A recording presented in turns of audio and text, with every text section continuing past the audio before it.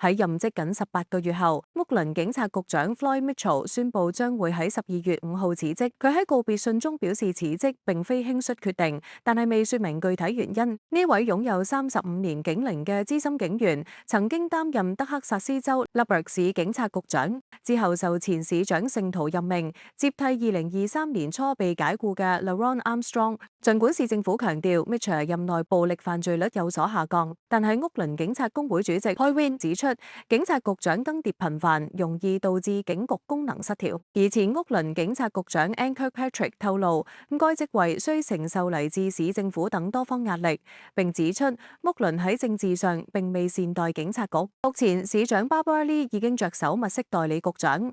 分析人士預測，繼任者可能嚟自內部，為出年市長選舉之後嘅正式任命留出緩衝期。